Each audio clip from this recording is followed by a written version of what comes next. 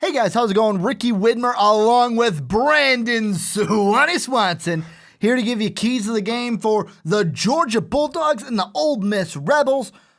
Each week we come at you with 6 games. Count them, 6 games, keys of the game.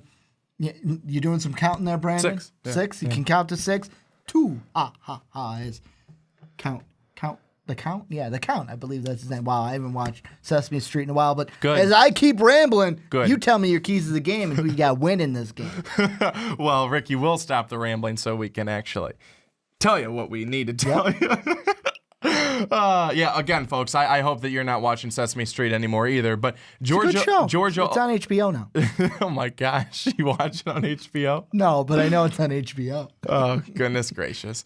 Okay, so Georgia and Ole Miss. Georgia coming into this one at 3-0. Ole Miss coming in at 1-2, but it's not for lack of effort. Ole Miss could certainly be 3-0 on the season. A very good team that took Alabama, the best team in college football right now, to a 48-43 final score when they were down 41-30 at one point late in the third quarter. They were able to bring it all the way back. Why? Chad Kelly. And I know that I was giving him a really hard time earlier in the year because he said he thinks he's the best quarterback in all of college football. Well, he's certainly one of the best quarterbacks in all of college football, and he's showing it. He's having really good quarterback play. Ole Miss's offensive line is doing a really good job for him. I think that's what they're going to have to continue to do in this ball game. Give him time, but I think that what Ole Miss likes to do, they like to go quick. They like to go quick. They do not like to take a lot of time. They like to just get it, spike it, sling it. That is what Ole Miss is doing. And last week against Alabama, only 48 rushing yards for their quarterback, Chad Kelly. That led the team. That's not good. So Ole Miss is definitely not going to be a running team. They're looking to throw the football. That's going to be huge for Ole Miss. On the other side for Georgia, Nick Chubb. You got to get him going. Week 1, over 200 yards and 2 touchdowns. Since then, you've maybe amassed 200 yards. It has not been good for Nick Chubb, and Ricky's sad about that.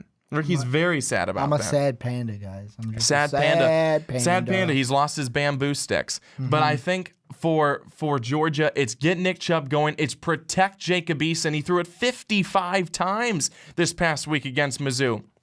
Does he do that again? He may have to.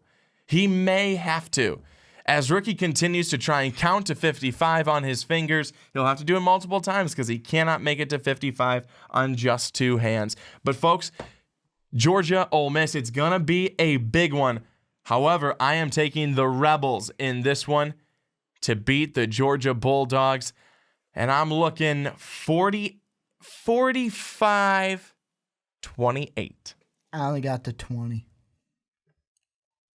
I used my toes too. Oh, well, that's all they show on Sesame Street. I can't. 55 is pretty high. I can't get to 55. But if you guys can, I'd love to know about it. Let Brandon know what you think of his keys down below. Who do you guys got winning this game? Also, check out our picks video if you're like, who does Ricky have in this game? It was in our picks video. Check that down in the description. If not, check it out on Most Valuable Podcast. I want to thank you guys for checking this out. And as always, have a good day, everybody. You still watch Sesame Street. I know you do. I do. I do. You would know.